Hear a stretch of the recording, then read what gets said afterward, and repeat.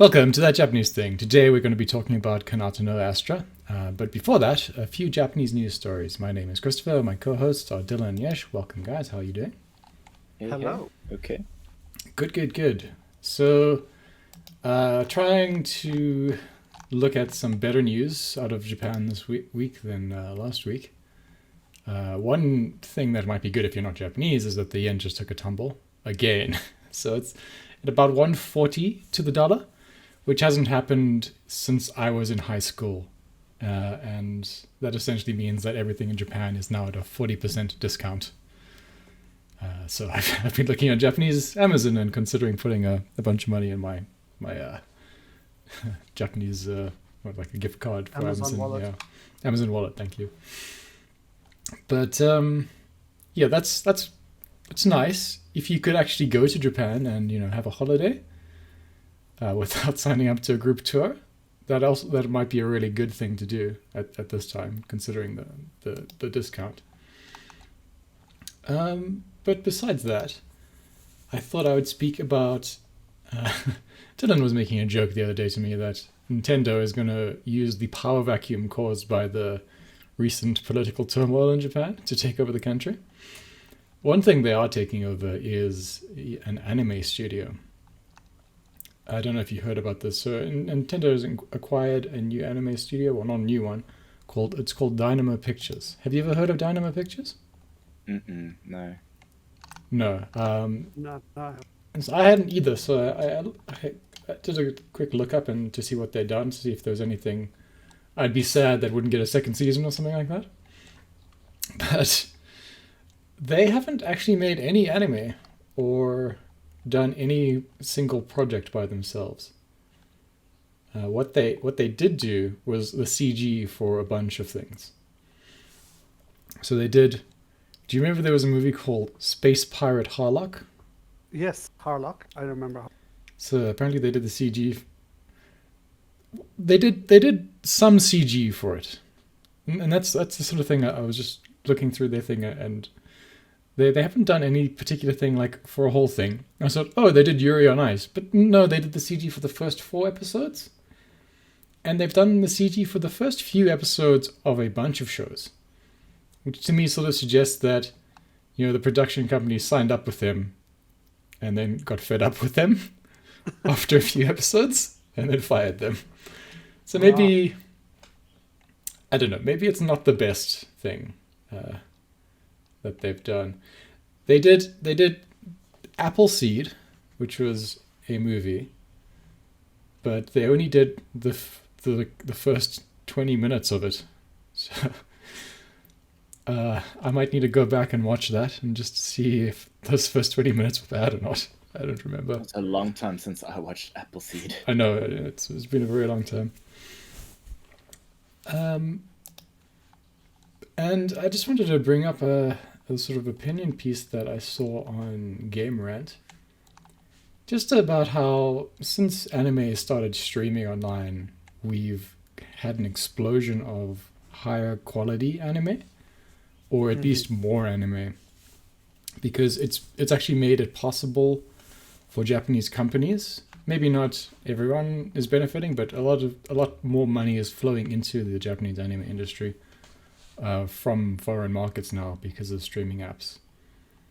I guess all I'm saying is I'm happy that that's happening, and I know a lot of people are unhappy with the situations with various streaming platforms, Crunchyroll and such. Locking anime away behind different paywall. Indeed, but this is the benefit. I mean, I would encourage someone just to sign up for.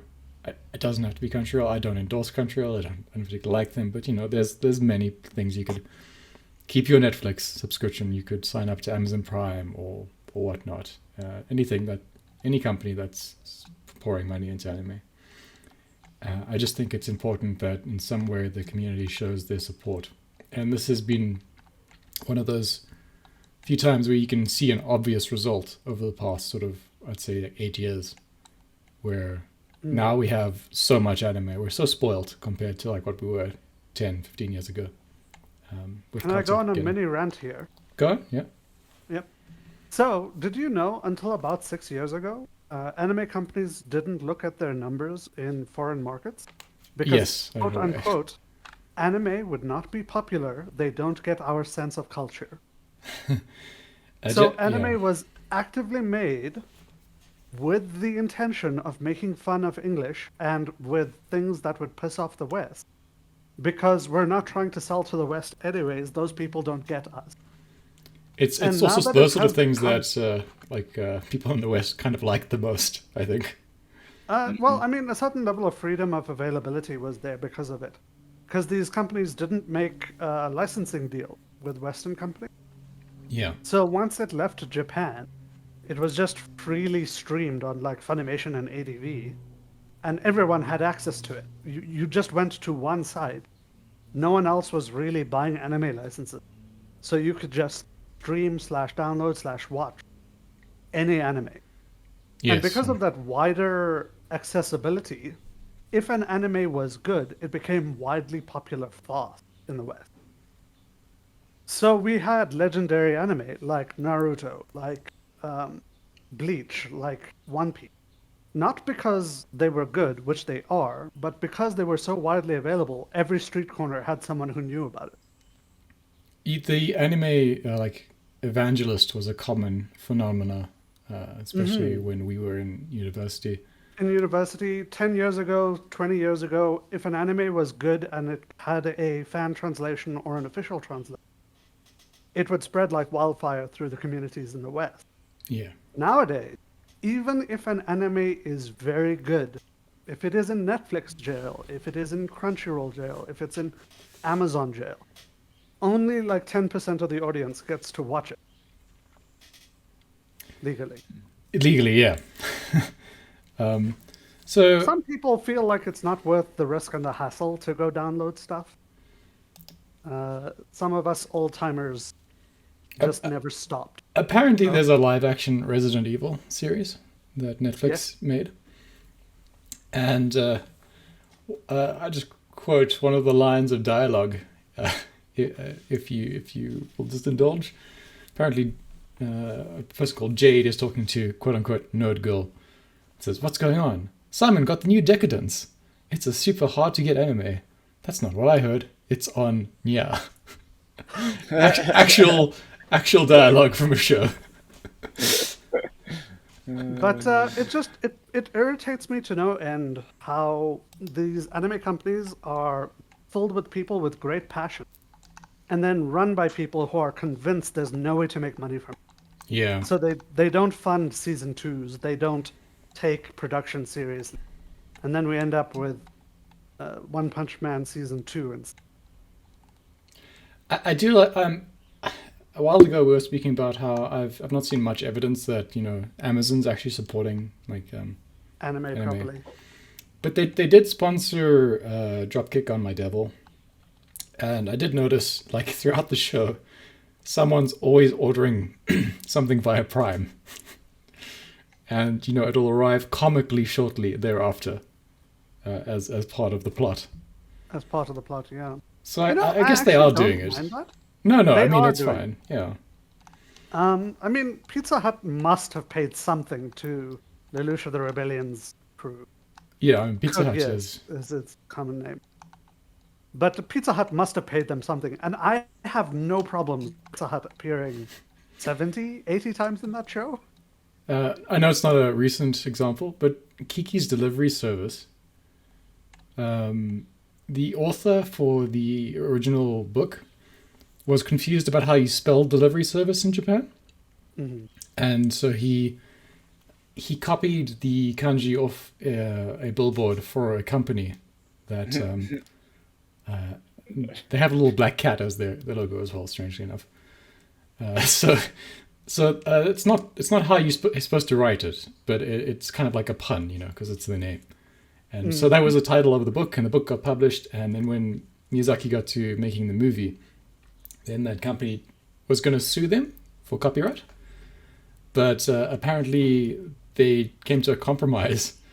And so now that company has the right to use Kiki's image in their advertising perpetually. Oh my god, that's so crazy because that became so popular. Right? No, I Awesome. Kiki mean, flying through the sky. so I'm fine with companies, doing a little bit of advertising if they're, making a good show, is what I'm saying. And sure, you can only get it on Amazon Prime, but like, who doesn't have an Amazon account in most countries at this point? In South Africa, there's a surprisingly low uptake on Amazon It's true, but I mean that's because delivery service. delivery service is not great here. There are other better options for online delivery things. But yeah, most people have a Netflix. Maybe just keep your Netflix for anime. I know that's basically why I have it, I guess. Anyway, what do you guys have in terms of news? Yeah. Dylan, I've just got one quick one that we'll go through. So, for those of you who are Dark Souls lore fans, and for those of you who don't know, there is quite a large underground community of fans that are very passionate about the lore of the series, in particular. There is going to be a new publication offering of 2 books in a compendium, and this is written by a so-called soul scholar named Loki, Okay. and it basically will outline everything that he's found out. So it shall soon be available. €180 is what it's estimated to cost. It's available for pre-order now. Not that I'm a big fan of that specific paradigm, but it is available. And yeah, that's it for me. Okay. Yes. What do you got for us? cool. So I've got a large manga index for online download. I will say illegal pirated Japanese manga download called Manga Bank has been taken down. It turns out that the person that was hosting it was in China and he has been fined by the Chinese government. Kadakawa raised a case against him. Traditionally, Japanese suits in China do not go well, but Kadakawa had the correct approach to the situation. I am not making mentions of greasing or anything in this. And unfortunately, Manga Bank, the previously largest host of pirated manga in the world, has been taken down. A sad day for poor manga fans, I suppose. Indeed. It's very unfortunate because a lot of these manga are no longer in distribution in physical format. Obviously, Yeah. inside of Japan, they have their library manga stores that keep older copies and trade secondhand copies. But outside It's of Japan, amazing what you can get that even like is like decades or tens of decades old in Japan. Akibara in Yeah. particular will have many of these library arcade stores. But unfortunately, outside of Japan, access to anything from before the 90s has always been Yeah. and it's just getting spottier now with this site being taken down. Oh, I cannot say that I support piracy in particular, but I do feel like, especially for the older stuff, I would have liked a bank of it. I know a couple of people who collect like controllers for Nintendo and that sort of those sort of consoles. Apparently, you get like specialized ones for certain things, and just in general, like you'd be amazed how easy they are to acquire in Japan because they In do have Japan. those The kind of machines and stores just stuff littered in good- around because people throw out their things so readily. But also, they preserve them in good quality when they throw. So- Yes, well, I mean, and when I say throw them out, they usually take them to one of these stores so they can be resold for a small amount. And they get packaged well and everything. Yeah, so- yeah. My second bit of news is the first copy of a legendary ninja training manual has been found in Koka, Shiga Prefecture. The training manual, called Kanrin Seo, was estimated to have been written somewhere around 1603. It's the first known copy of this particular book. What's And the does it tell you the author's name? I can't remember her name. There is the author's name in here somewhere. My big problem, Kazuo Matsumara, I think Okay, is the name. could be. I could have written that. Sorry, I could have read that completely wrong. It doesn't sound familiar. I do know that the author of like the first part of the text or whatever it is generally used as like a name for ninjas in anime, as like a joke. So I will hear it sooner or later, I'm sure. This is the first known copy of this book. It could be the original even, and it talks about using the cane gimmick, which allows you to make a cane into a fan, a shield fan. Yeah. Fashioning makibishi, which is the Japanese version of a caltrop, Okay. involving splitting bamboo in a specific way. And then you squeeze the top and the bottom, and it goes from a straw shape to a caltrop. Right. And some what they call practical ninjutsu technique. So there's a lot of that stuff that has been found. Where And the was it images of found? this are spectacular. The thinness of the paper and the fact that it's so old means some of the ink has sort of seeped through. It looks like an incredible manual. I mean, So- yes, some of those things from that time are particularly interesting. Like there's ninja provision balls. I don't know if you've like Yeah. it's those kind of things The you'll food. they'll take yeah. with him on journeys. Mm. There's supposed to be a variety that eliminates the need for drinking. Perfect. That But does sound accurate. but like they're called like rice balls, but they have like 3% rice, and the other all like sugar. yeah, mostly it's like 97% sugar. Incredible. So you can do your Energy ninja ball. run all day long. And then Yesh, where was this found? Like not the prefecture, but like where? Like Koku. The city's name is Koku. yeah, but where in Koku? Does it say? Just give me a moment. I'm just gonna scan the article. Sorry, Koku I am Prefecture. curious. I want to know what kind of site they found it at. It was found in a batch of old documents in a storehouse that had previously been buried. The fact that it Sure. was lying in plain sight in the city known as the hometown of Ninja only added to the discovery. Apparently, it was literally in a storehouse in Koka, the city. Well, I mean, it's not surprising. Obviously, it was a ninja's storehouse, so it being hard to it find was makes lying in plain sense, sight, right? and it was totally invisible. It was probably disguised as a log for the longest time. So apparently, the city of Koka or the village of Koka is just known as the birthplace of ninjutsu. Well, it's the in a Western sense, you know them as Koga. Koga, right? yeah. Koga, The yeah. tribe, yeah. Koga, yeah. So it was It Koga. doesn't and then, give me a specific area within Koka. It just says it was in a in a warehouse. document No, it's storehouse. interesting. Yeah. Storehouse. Sure. I mean, that's pretty cool. But That- It is very cool. I did think that was an interesting piece of news, and I felt I had to bring it up, especially since Dylan has interest in ninjutsu. Yeah, you can send me the links. Thank you. And finally, the last piece of news I wanted to talk about is Teppen. Laughing Till You Cry is an anime that is currently airing, and they had to cancel their second episode because in their second episode, the Prime Minister of Japan gets assassinated. okay.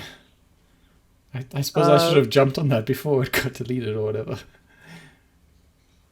But yes, so that second episode had to get called because of bad taste. And I just thought that was interesting because Teppen is not on my radar, but it is apparently a not legendary but quite popular gag anime. This came from a manga, obviously, and in the manga they had the same joke, and it was obviously fine at the time. But due to current circumstances, they felt they perhaps didn't need to put that up. That's a shame. That any company should feel compelled to delete creative content because of something that happens in real life. But obviously, Well, it's not a remember- Japanese thing. I remember back. Shows how around old we are.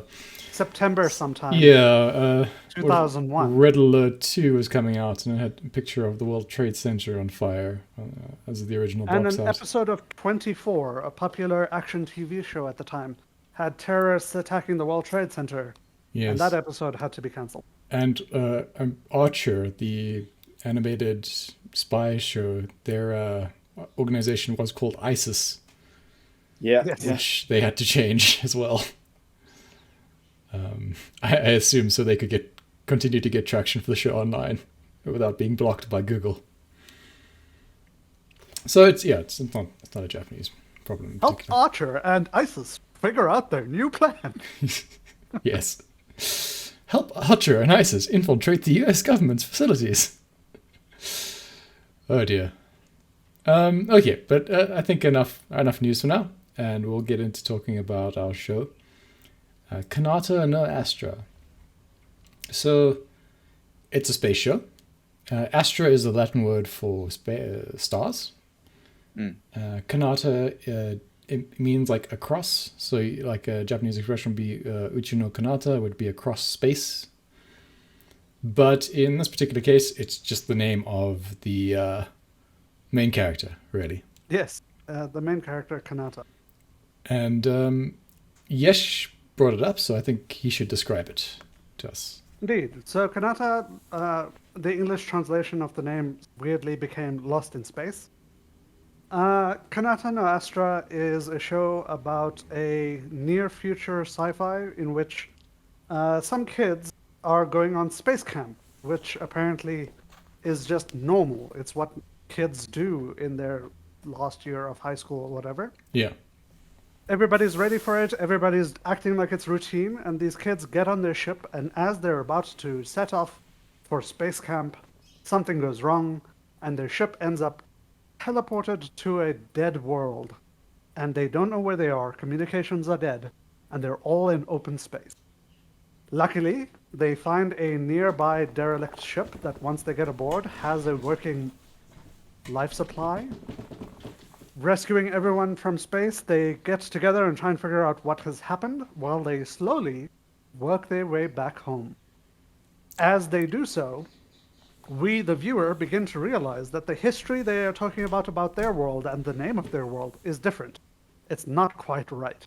So I'm not prepared to talk about the show avoiding spoilers. So just anyone who hasn't seen the show, I'm sorry, it's a few years old now, so we're going to spoil it heavily.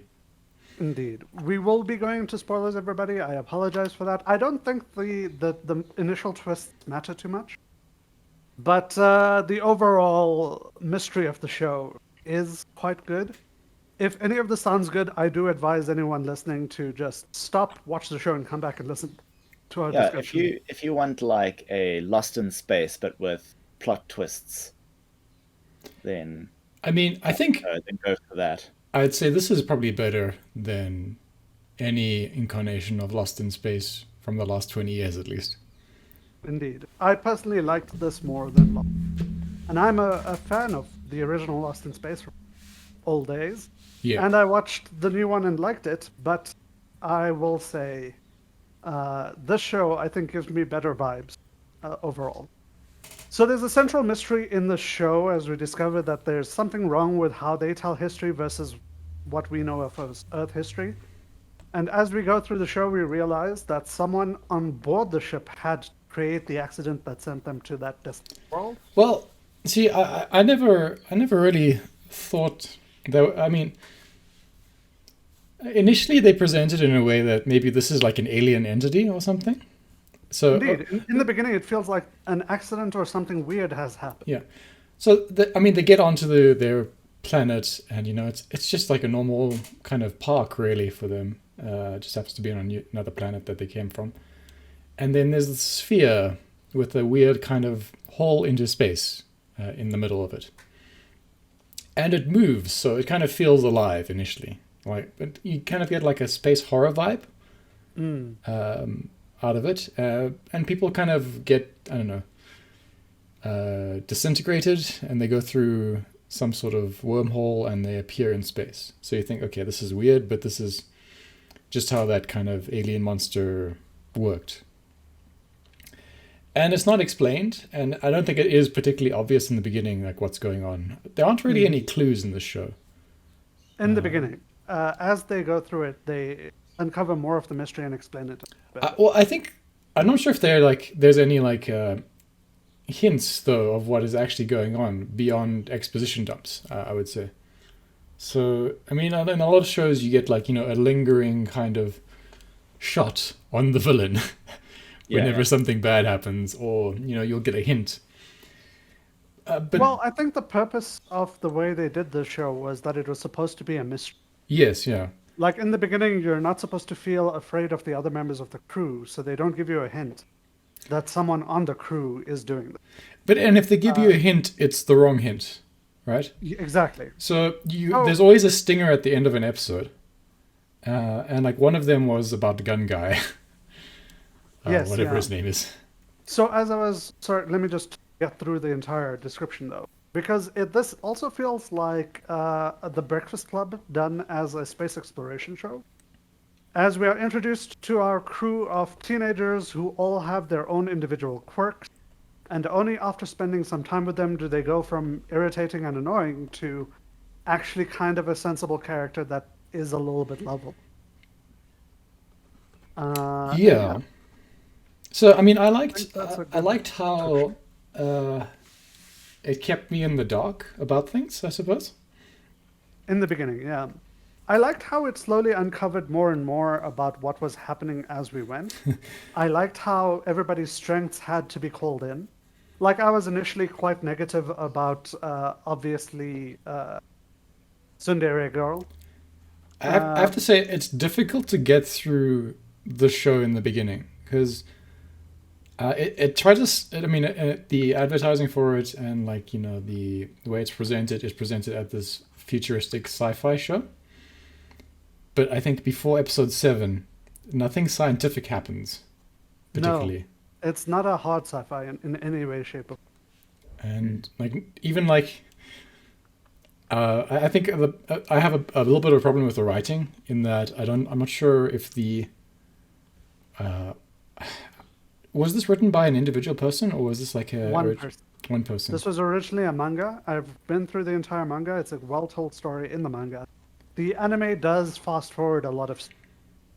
I don't want to be insulting, but I think like maybe the author, while good at like constructing a story, because it's a coherent story, more or less. Although some things just never get resolved to my satisfaction anyway.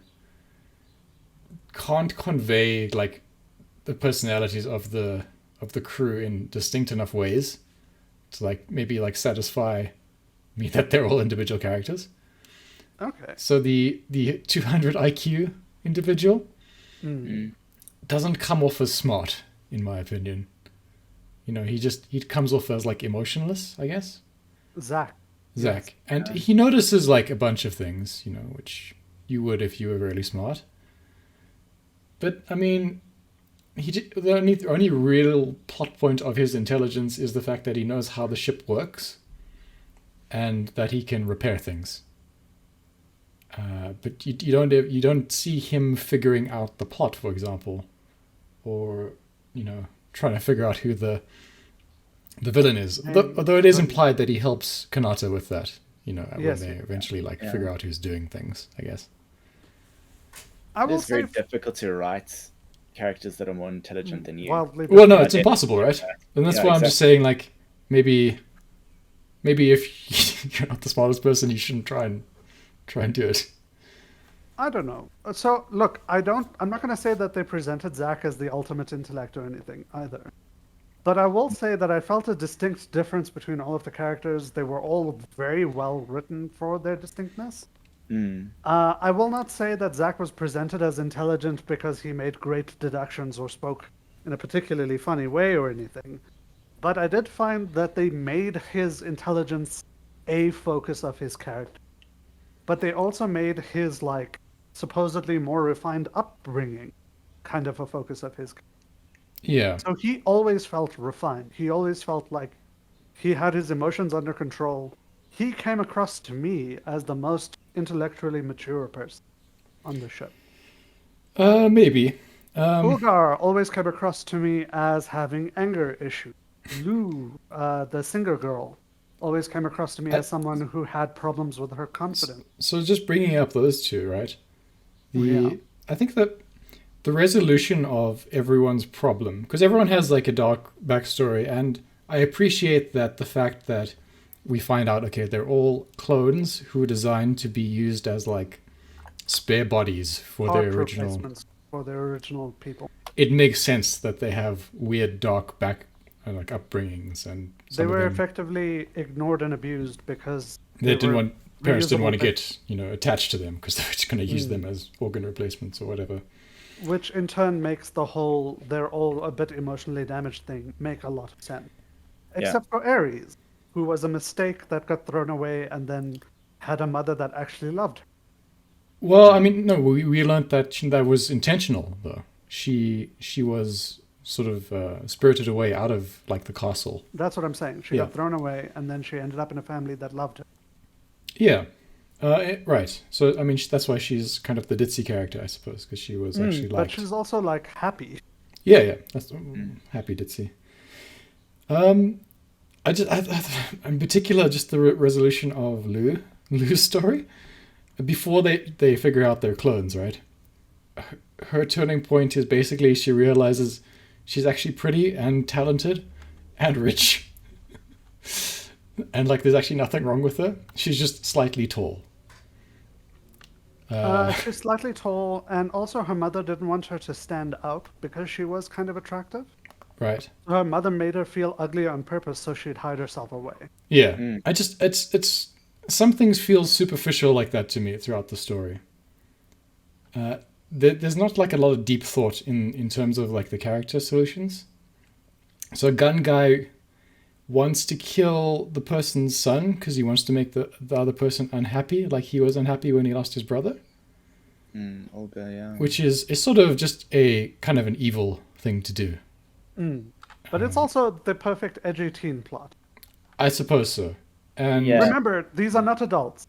Their actions are not going to be well thought out, well fleshed out ideas. I just want to say it's not that he's a good person that stops him doing it, right? It's just that he realized because this person is unloved by his father, it wouldn't hurt him. Pretty much. And the other person realizes, oh, my mother thinks I'm ugly, but I'm actually not, so that's also fine. Well, her mother doesn't think she's ugly. Her mother doesn't want her to be she thinks, so she specifically mistreats her to make her think she's ugly.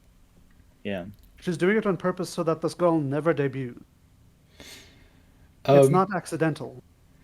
I mean, I don't hate the show. I'm just mentioning a few negative things about it. There's a scene in episode 8 where they use fruit to describe science. Yes. Yes. That's true. Anyway, I kind of love that Charles can't help himself being useful. Yeah. With the fruit and the scavenging. Right. I love the proposal scene between, Zach and whatever her name is. Kittery? Kittery, yeah. The older brown-skinned clone girl, and like the emotionless, supposedly super intelligent guy. I thought we were already getting married. Yeah, didn't we promise to get married when we were 6? That's a firm promise. That was funny. Obvious. That was great, actually. And then like the weird thing is you're like, oh, this is 2063 is the year given in this, and that of course just doesn't make sense, right? No, it's super close. But Super remember, close, you've been and told a false history. They raised to no, I'm just saying that's what you're told in the beginning, and Yeah. throughout the entire series until like episode 9 or 10, I can't remember. It doesn't make sense. But then gradually, like they find the astronaut, and she uses the word astronaut in particular, right? And no one else has used any term like that throughout the series. She's the only one who ever uses the word Earth up until that point as well. So that gives you a strange indication. And then she comes out of like hyper sleep suspension in a way that, you'd expect someone who's been in there for like a very long time to come out. But, I suppose 12 years is a very long time. But that's what they initially think it is. But, of course, it turns out to be 112 years is how long she's actually been in there.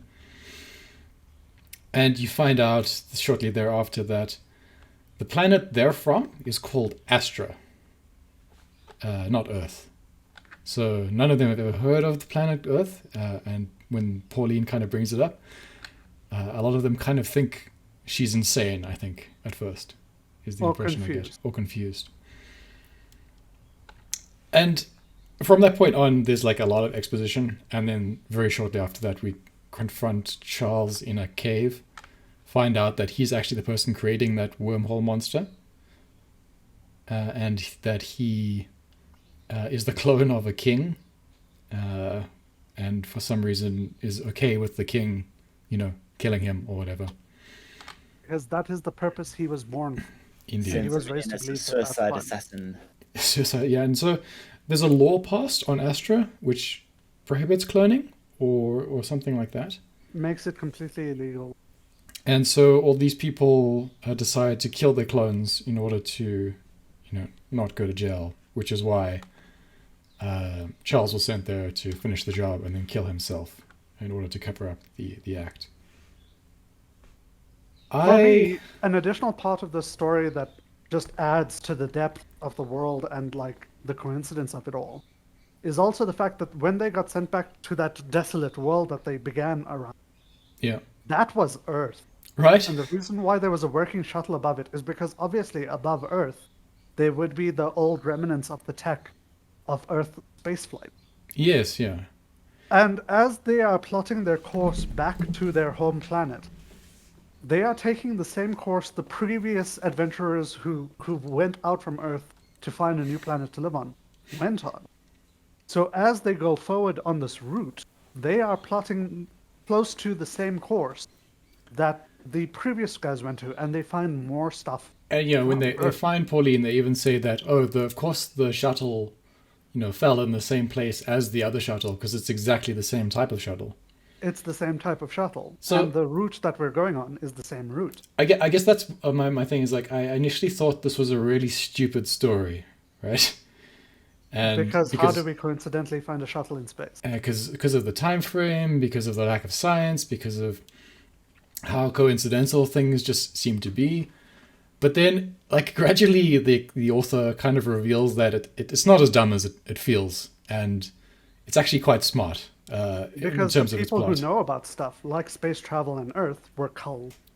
Yeah, well, they were promised. Well, they promised never to tell their children about it. But I did write, like, one of my notes was like, the world government has Chunibyo, right? It's such a stupid solution to a problem that doesn't really exist, right? So what I'm talking about is something happens on Earth. A comet hits, and this causes a war, a devastating war, and the remnants of this form a world government, and they move everyone to Astra because they've destroyed Earth at that point. And Earth is just this snowball planet in the time the show begins. And to avoid... I don't know what. To avoid what? Tell you what. Because in old Earth, the reason why no one could work together and all of the wars happened is because everybody had different religions and different cultures. Right. But And that's no something one that wanted- already fixed, correct? No. That's why the war happened on Earth. No, but I mean, after the war, everyone got together and put an end to that sort of stuff, right? So they came to the understanding that nobody wants to get rid of their culture or religion. So the idea was the shuttles heading out would be part of the unified government with no culture and no religion. Yes. But that's not all humans on Earth. A whole bunch of humans on Earth were still fighting and still doing that shit. The people who left, the people who established the government on this world, decided to raise cultural barriers and religious barriers. No different cultures, no different religions, we're all one. I mean, I understand they did that. I just don't understand why they needed to do this whole strange cover-up thing. Right, because if you start teaching people about these different countries and different nations, everyone who thinks they're special will go, well, actually, I come from a British background, and start saying British. Accurate. I mean, look, I could directly trace my bloodline back to the Irish. yeah, but they have kings, man. It's like... They do have kings. It's not But like they they... also have one unified background with no alternate histories, no other countries, no other anything. But Everything began But from that's one not ruler. that's not strictly speaking true, right? Because what's her name? The girl with the eidetic memory. She read all the history of Earth. Yes, No. or like some of it at least. I mean, she That's knew all about fake. Russia. She All the knew fake about history of it, yeah. everything before 1963. Let me say. I mean, Yeah. maybe she only knew what she knew, and the government was controlling that knowledge very strictly. I'm sure that's true, but like they didn't completely erase all history. I did think that that was a bit dumb. I think the idea was that they were supposed to effectively present that people were fighting each other. I don't think they should have given names even. But yeah, they basically erased anything related to anybody that you could trace. The All of part this the part I is like find ancient. the part I find unbelievable is that everyone just played along with it, I guess. Well, Yeah, not I everyone know played they along. say they made like some people disappear. Yes, Or not just some people, a lot of people. And then anybody who disagreed stays inside the castle walls and basically is imprisoned for existence. right. So that's why there's a castle in the middle, by the way. Yeah. The A reason castle why of there's Amish an people. advanced society outside the walls and a castle inside the wall is because the people who couldn't let go live inside. Yeah, well, sort of. And then society is just I existing mean, out. not at this point in history, though. Yes, Not at this point, no. Yeah, At this point, it's just a weird anarchic castle thing. yeah. No, I understand it was initially like a prison, and then like the person that was in charge of the prison decided he was a god king or whatever. Over everything. Yes. Now It that's seems like such a profoundly silly way of dealing with the I problem. will agree that the series does that in a very hand wavy, just accept this, let's move on fashion, because it is something that I don't think within the Also constraints of the attention. story they'd be able to actually justify with writing. They wouldn't be able to tell you why this managed to succeed when we know that humans are humans by nature, right? Yeah, Right. everyone's trying to be special and in charge. And obviously, Yeah, it didn't make a perfect society or anything. No, it's people not. are still crap, and the world government is still controlling. It kind of feels like a sort of worldwide China government situation, really, when you kind of think about what the world looks like Yeah. in Astra. I don't know. The outside world, and especially the high school life that we get presented, seems pretty happy to. Well, I mean, China's a nice place to live, you know, so long as corruption you and just everything. agree with everything that the government says. I don't know. Once again, would it be a China-style government if everybody in power has clones and they have to get rid of it? Yeah, sounds to me no, like the those people are all have power. powerful people in positions that could afford to do that. I mean, Hmm. that is basically, I mean, not to go on a China rant, but you know that Chinese law specifically says that the party is above the constitution, right? Right, but you're making my point for me. Yeah. These guys are afraid of getting caught. They're getting rid of their clone. I understand laws that. That's apply because to them. the laws have changed since they made that decision, and they're scared Yes. of what the central government would do to But them. once again, these powerful people, including the king, are afraid.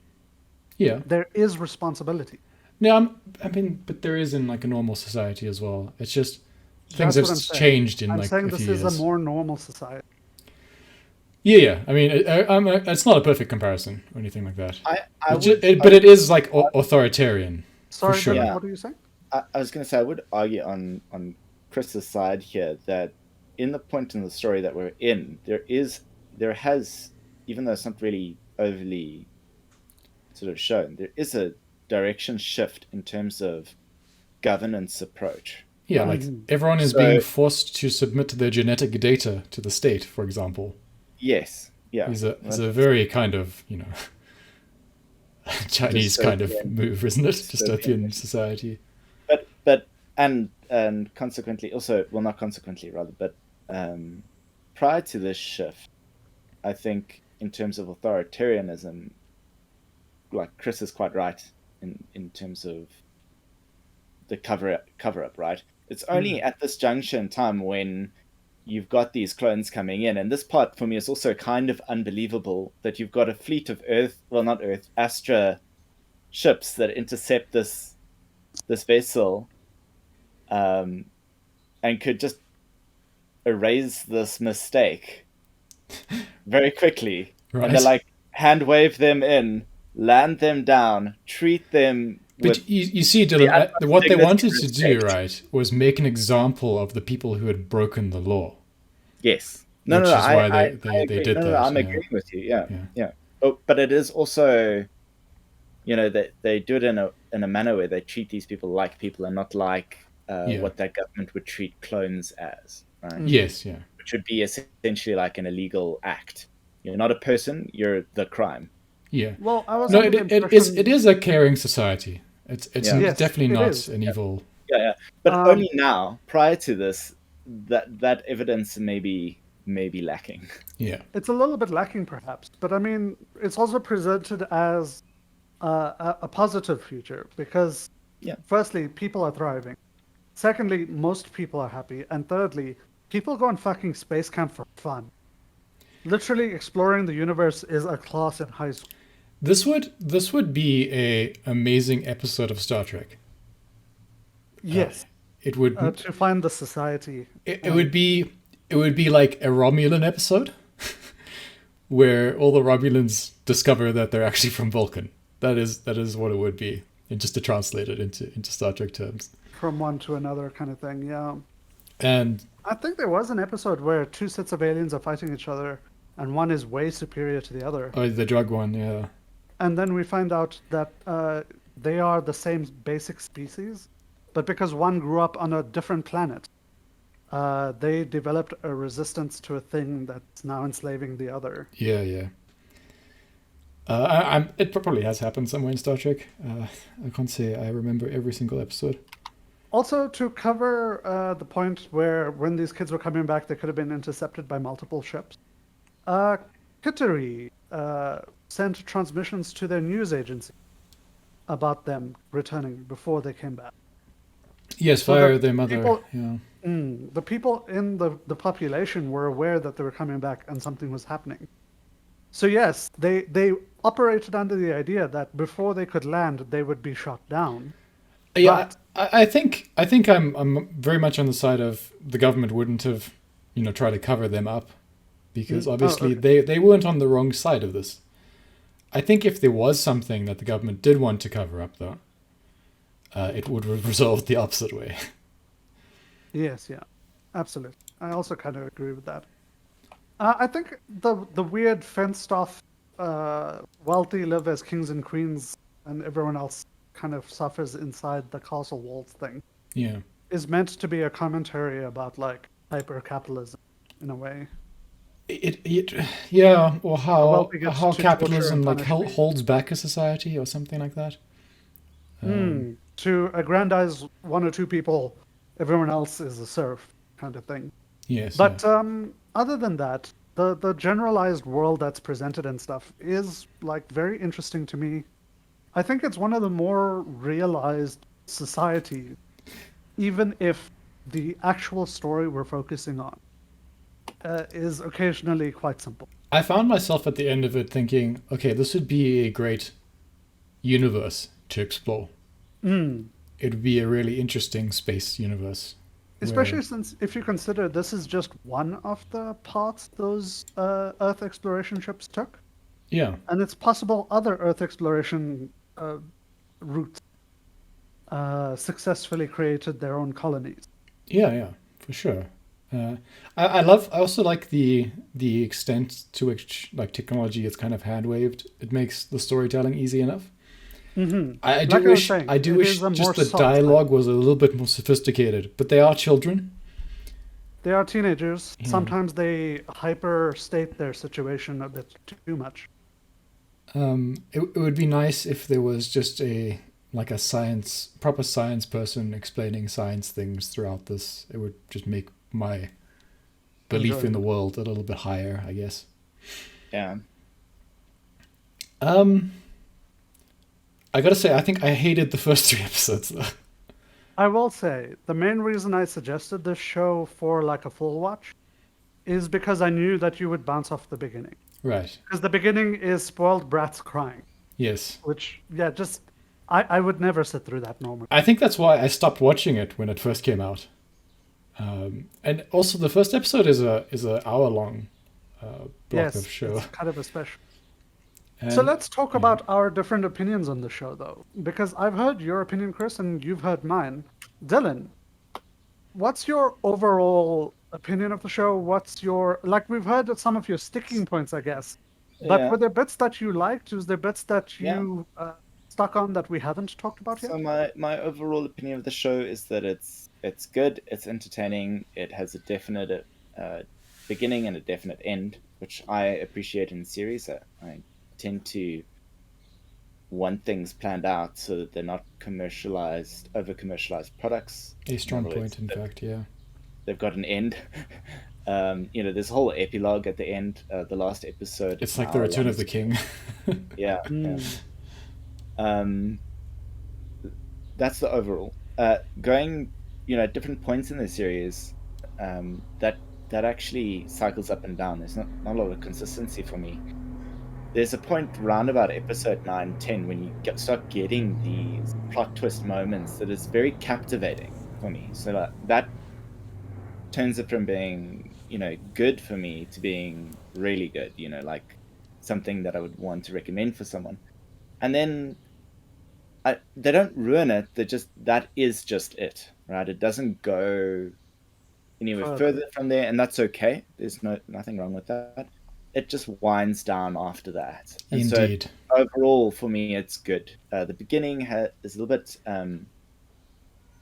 I wouldn't say it's weak. Like the first 8 episodes for me are very much the Lost in Space vibe. Mm.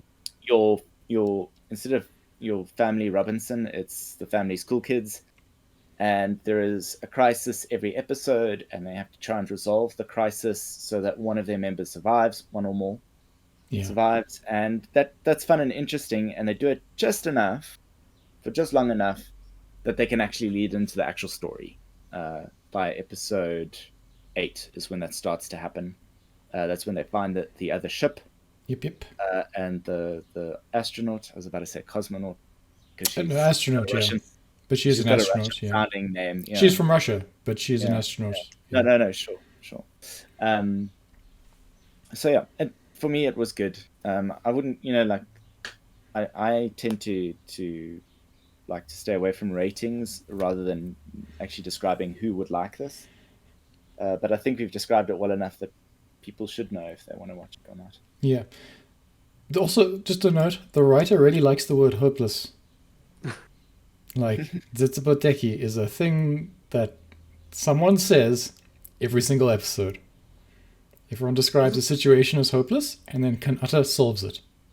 Was it Kittery? Because Kittery says it a lot. Yeah, Kittery says it a lot, but is not the only one. No. Zach That guy is- says it a lot as well. He says things like, impossible is impossible quite a lot as well. When they were talking about, how to repair the ship after they crashed and all that sort of stuff. And the broken communication here. Yeah.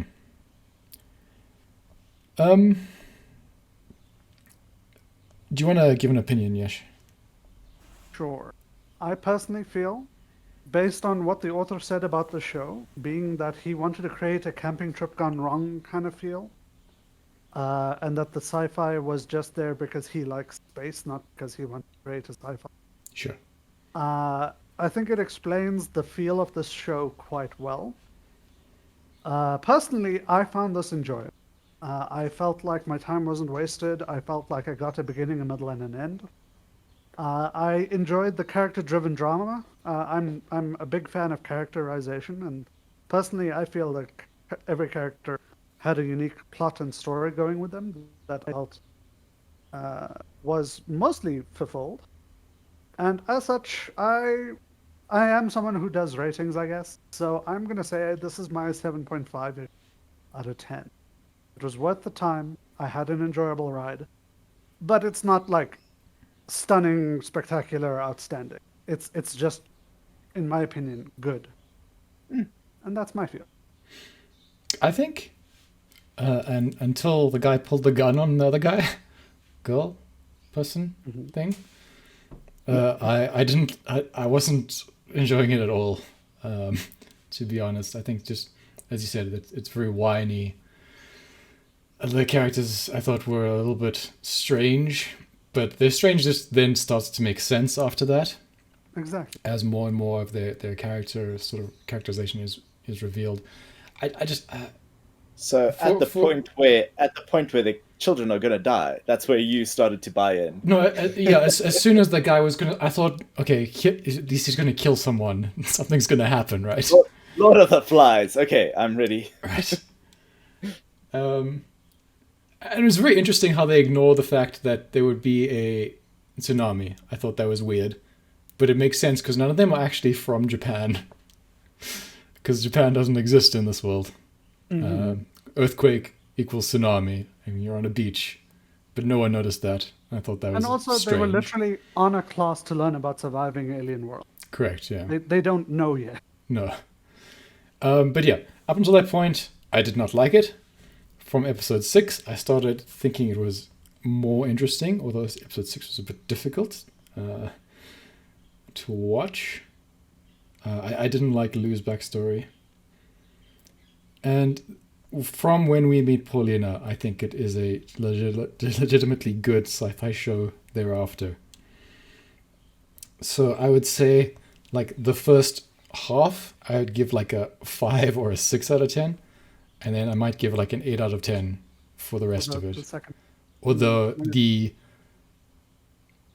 ease with which the king plot, assassin thing, and the world government are resolved are a bit hand-wavy. But they're not actually important to the plot of the show. It just explains the world, I guess. So that's probably fine. I think it was maybe too convenient, though. In that regard. I've always viewed it as the kids didn't hear what mechanically happened, but the adults managed. Yeah.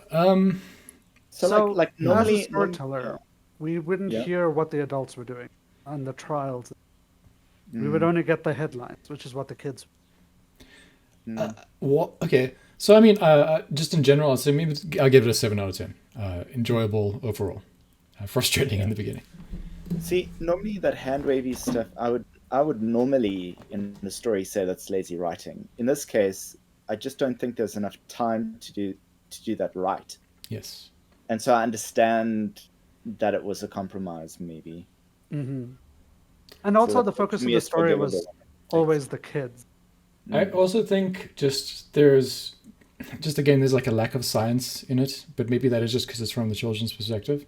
So you're told Earth is uninhabitable because it was struck by a comet and that froze it.